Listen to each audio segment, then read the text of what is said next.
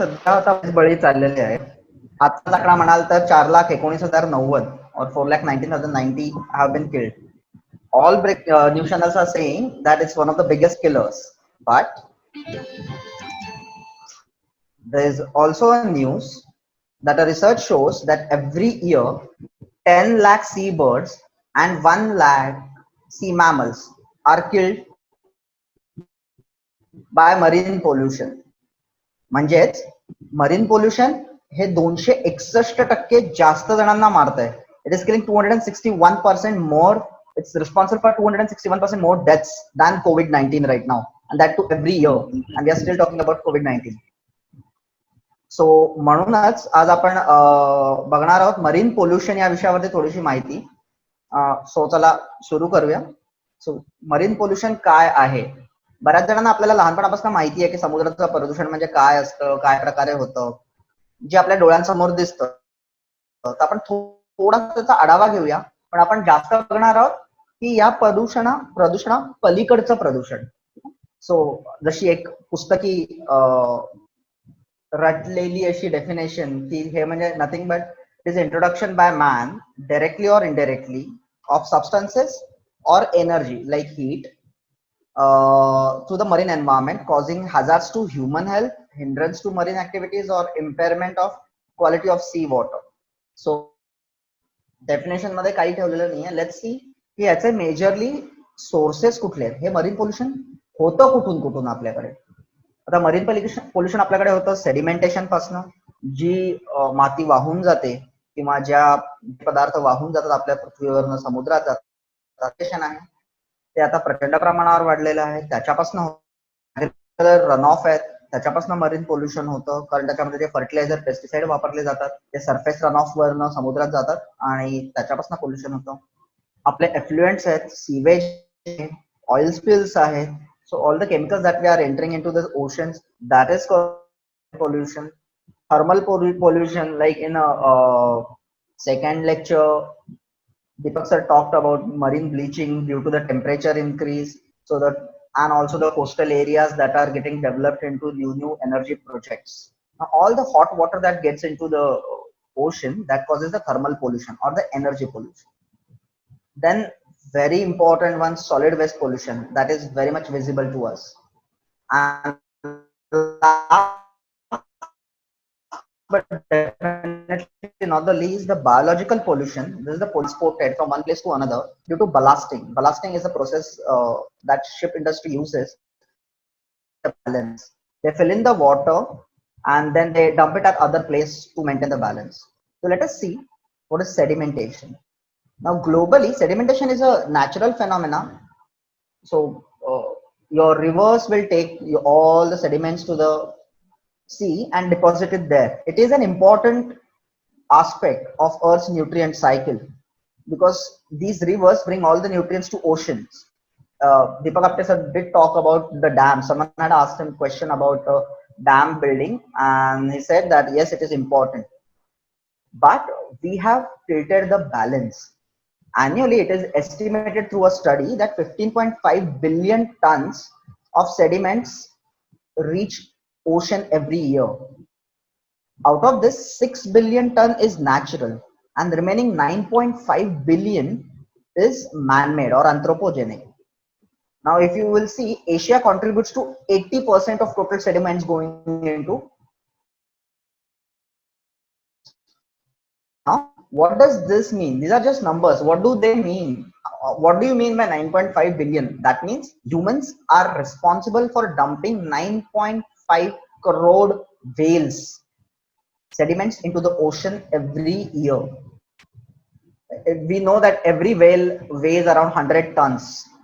So that is the amount of sediments that we are putting in. Now these sediments have their own impacts on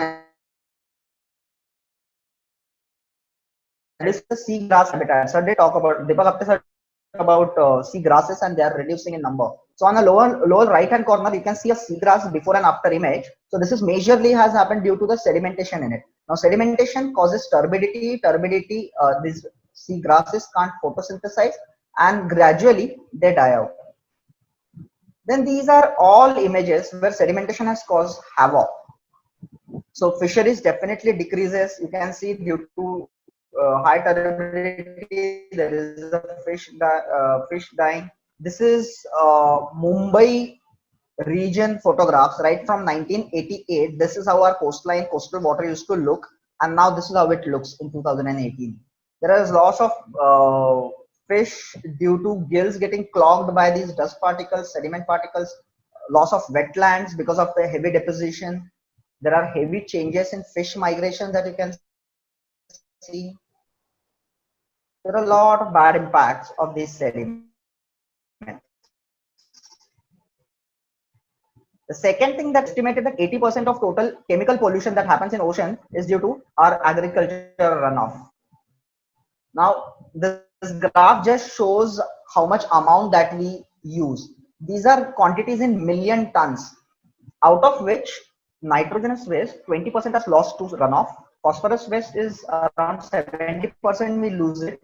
Where does it go? All this 70% goes into ocean. So if you can see that amount of P2O5 or phosphates that we are losing is 70% of 38.3 million tons annually. Now that's a huge phosphorus that is getting discharged into your water. That causes algal bloom and hence further deterioration of marine ecosystems. So these are the impacts: nutrient cycle imbalance, plankton imbalance, loss of biodiversity, and yes, definitely last but definitely not the least, ocean dead zones. Now these which slightly brushed upon in the second lecture where we saw what is ocean dead zones. Now ocean dead zones, these are the areas where dissolved oxygen goes below 2 milligrams per liter. Now if we know that minimum that is required is 4 milligrams per liter for organisms to survive. Now whenever it goes below 2 milligram per liter, all the aquatic animals, they die out there. And literally these areas have got no biodiversity seen in them. And globally these numbers are increasing. In this map, if you can see those red dots along the coast of Europe, America, India, Northern and Southern America, Japanese coast, all these are areas that are dead zones now. There is no biodiversity in that area. The blue ones are the ones that are going towards the dead zones. That means the fish are reducing drastically in these areas. Now between, the worry factor is this is increasing due to our runoff.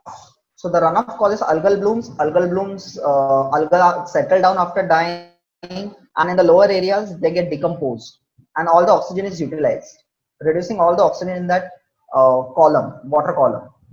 Now between 97 to 2007, in this decade, their area increased only by 33.3%. But if we see between 2007 to 2019, there is a drastic change. This area has doubled. So now there is double the amount that has no biodiversity in it, in oceans.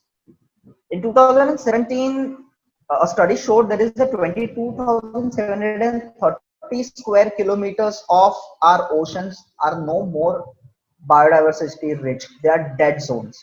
Now, what do you mean by 22,730? It's equivalent to making 38 Mumbai cities without any population and or air.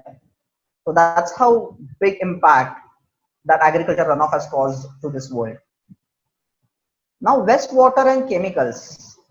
The list will go on. I mean, we have too many oil spills. We have effluents that are reaching into the water. But I've just taken one example of our sewage. Now that is Mumbai dumps around 76,650 crore liters of human waste in a sea annually. That's just a Mumbai. That is almost like, we all are from Mumbai and at least been to Mumbai, so we know Powai Lake.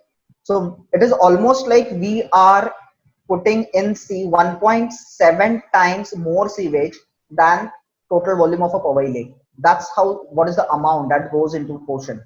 Now that is just Mumbai. So you can imagine what the world must be contributing. Then there is a thermal or nuclear pollution. So major thing is thermal pollution. Nuclear power plants are the biggest culprits in this because they are in a coastal area and they require huge amount of water.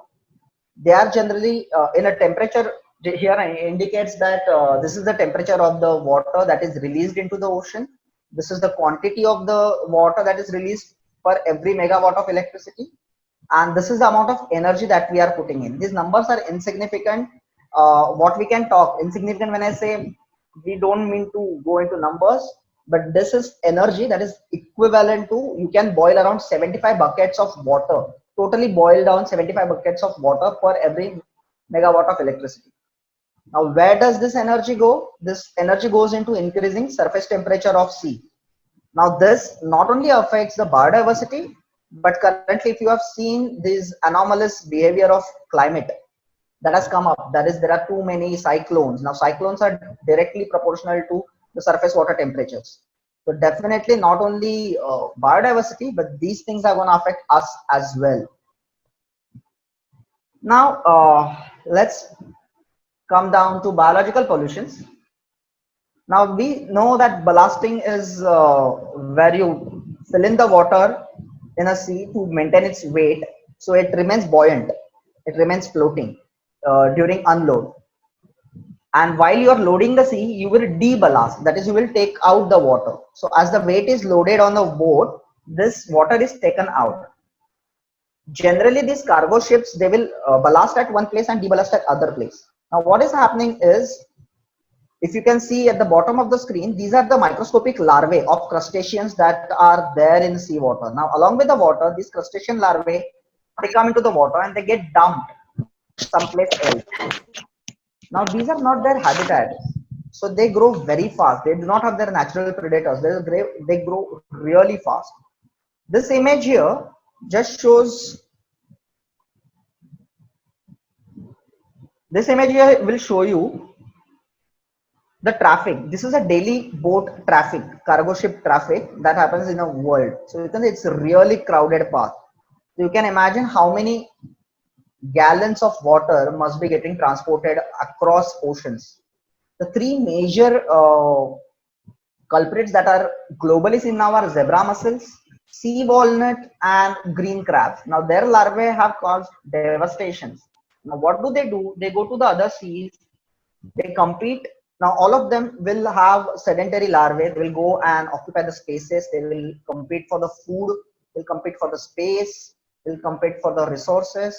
And because they do not have natural predators in these areas, they will go into a population explosion, and they will easily knock off your local species. At the same time, the zebra mussel has caused a huge devastation by clogging natural canals because it grows really fast.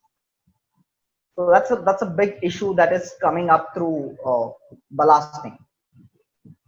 Now, but that is not the only thing. We all know, we have all seen in previous on internet or news, many photographs, videos of animals with plastics in their neck, or your fishes with plastics in their neck, fishes dying into plastic. So that is a solid waste that's going into your plus oceans. So this is general composition. On a composition, you will see out of the total solid waste, large quantity is plastic. It's more than 70% is a plastic, and then remaining everything goes into ocean. It is believed that by 2050 we will have more plastic in ocean than fish, by numbers as well as by weight. That is the amount of plastics that we have put in. So that has led to something called as a Great Garbage Patches, also called as a Pacific Swirls. We know this is the second man-made wonder that can be pictured from the space. This graph will tell you how the plastics are distributed along the coastlines or along the oceans of the world.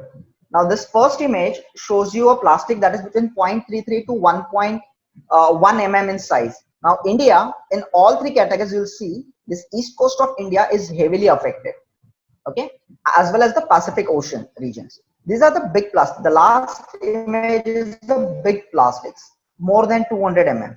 Now these plastics are floating everywhere, and they have caused this great garbage patches. There are total 7 garbage patches. So these are the 7 garbage patches that have got now created. Now this Great Pacific Garbage Patch is the second man-made wonder that can be pictured with the satellite. The first one is the Great Wall of China. Now this is the bigger version. Now let us see something about this patch. This patch is really growing. It's 1.6 million square kilometers of floating plastics in ocean. It has got every plastic that has entered ocean since 1950s. So how much is that area? That is a plastic floating in a water which is 5 times bigger than Maharashtra. That's in area, and it is 1.8 kilometers thick. So that means 1.8 kilometers depth of sea, you will still have plastics in these areas. Now it's really out of hand. There is no ways we can clean it completely because the cost of cleaning this plastic is going to be 8 times more than the GDP of USA. And I'm talking about USA's GDP prior to COVID, which was really good. And no country has so much of money now. So it's difficult. So in this image, can you see this swirl below? So this is a satellite image that can show you the Pacific swirl. This is a garbage. This is complete swirl. Is not any cyclone. It's a garbage patch in a Pacific. Now what happens? The plastic this is floating, your marine life gets tangled in it. They grow around it. Now this particular turtle was found with a these are the beer can tapes.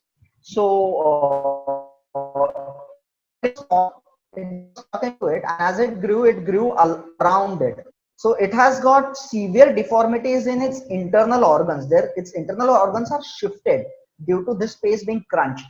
There's another shark that we can see, and the biggest thing near this impact of these are fish and birds, marine birds.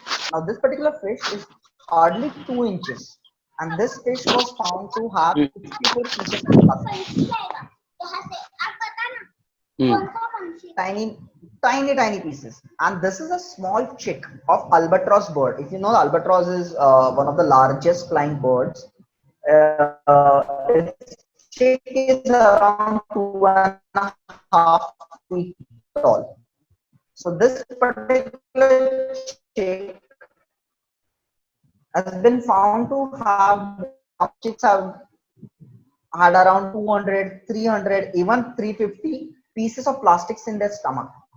Now their parents, they do not understand the difference between a plankton or a fish and a plastic from the surface, because on the surface of sea, this plastic looks like a plankton or a glistening fish.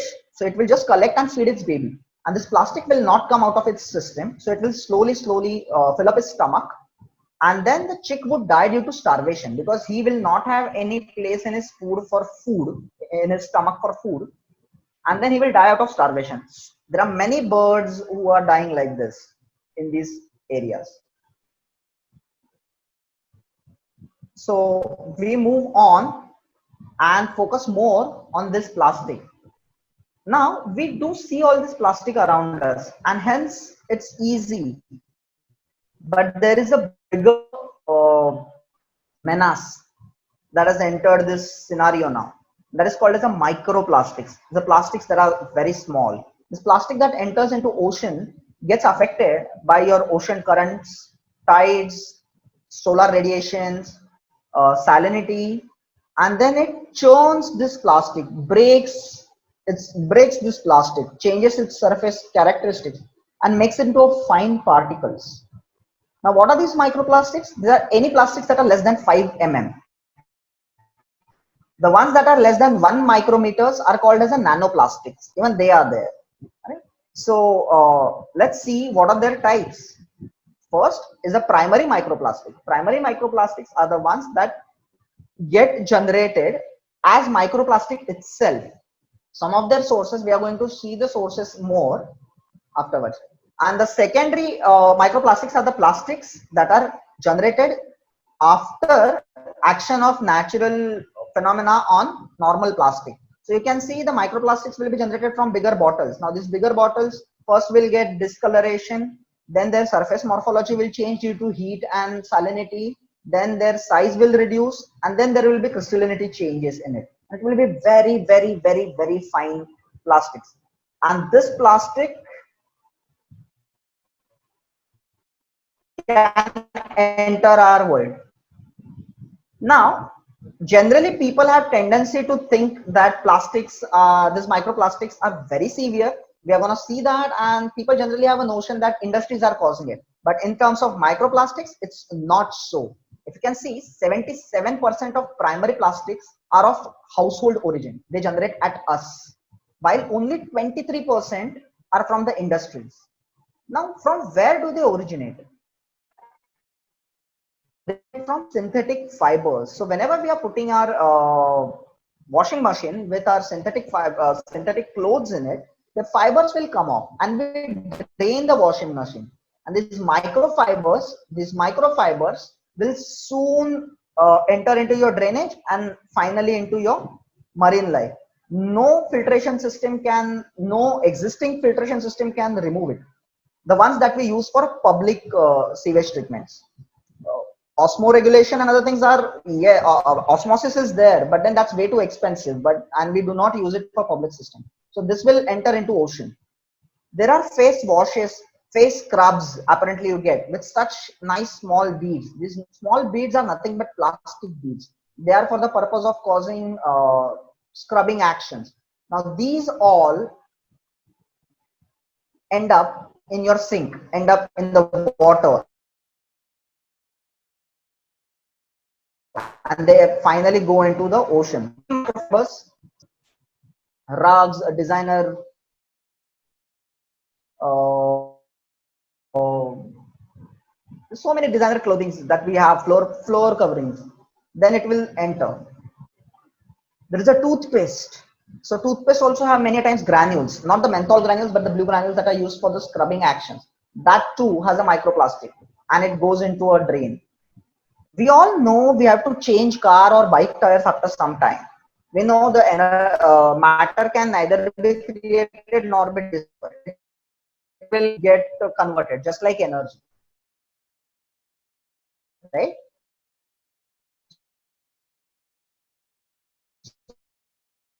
So the moment we are losing grief, that means that rubber is going somewhere as a micro synthetic turf for footballs, for even people are putting them in their homes as a alternative for a lawn.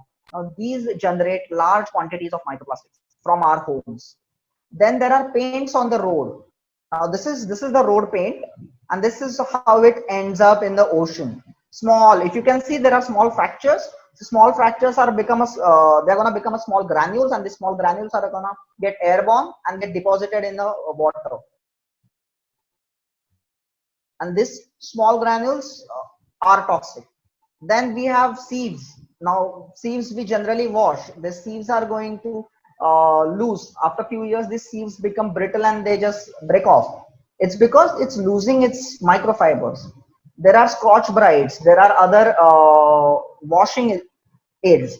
Now they, although they clean the dishes very well, but while they're doing it, it also releases many microfibers and they end up into the ocean. Those are microplastics. So how, where have we found this microplastic? Let us see, generally we see the expanse of certain pollution. Now these microplastics have been found right in a Mariana Trench, which is the deepest point we have been able to go in an ocean. It is around 11,034 meters. And highest, this microplastic has been found in tropospheric clouds, making its range, vertical range, in 31,031 meters. That is more than a biosphere. Our biosphere is also not this much spread, right? So the microplastic is right from the bottom of the ocean till the top of the atmosphere. Okay, wait, I mean, yeah, so what? We get it. The plastic is everywhere, but shall we worry? I mean, it's not in my backyard. That's generally the question that people have. Well, it's not so. 3 years has been plastic has been found in the snowfalls on Arctics. These are the plastics in your sand, and this is along all coastlines. Okay, this is along all coastlines. If you go to Mumbai, you have got a lot of plastics in these sands. These are actually photographs of a water samples that were collected in Mumbai. Okay, so this each grid is of 1 mm by 1 mm. So even this is 1 mm by 1 mm. So you can see the size of this plastic. So certain films you won't be able to even see. Okay, sorry. You won't be able to see. Now these films fishes easily consume, and through that they can move on to the food chain. So these are the some of the studies that have been current. The green thing are the marker plastics that have been microplastics that have been seen. So these have been seen in the crustaceans. So crustaceans are actually ingesting these plastics, and they are getting stored in their guts, gut muscles, as well as other areas.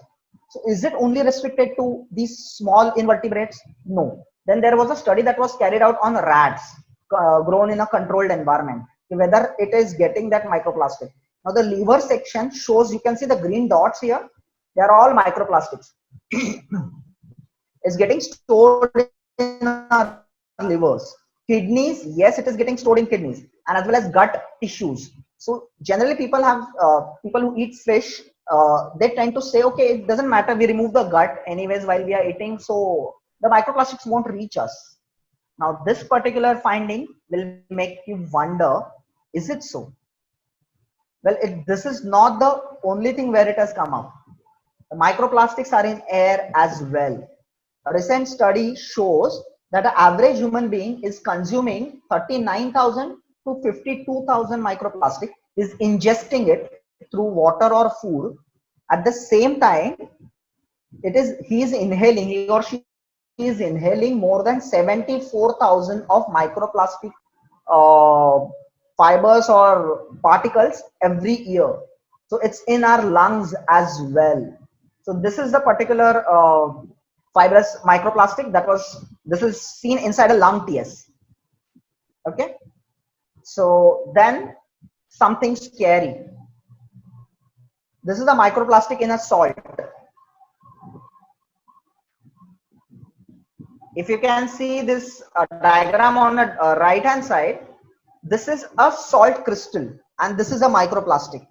This yellow is a microplastic. This is a microplastic. This is a microplastic. So you can imagine this particular salt, the one that we eat, will have microplastics in it. Now what is remaining? Your packaged bottles, drinking water. Now look at this study.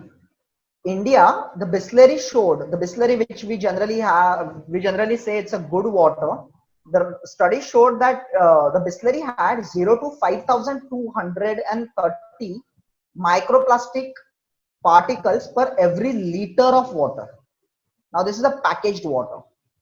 I'll give you another example. There was beer producers in America. Almost all beer producers, their samples have been found to have minimum 4 to 5 microplastics per liter of a beer.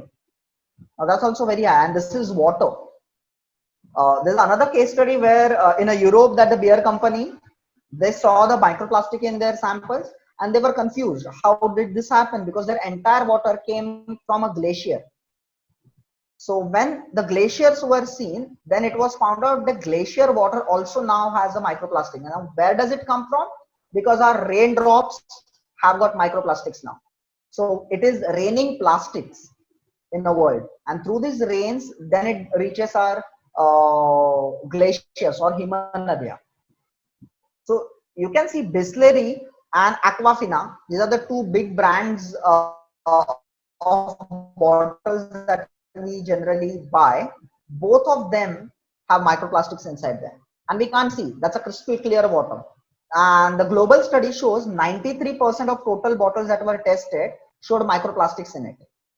Okay, so I mean, we have to think now that there is a new food chain that is coming up apparently.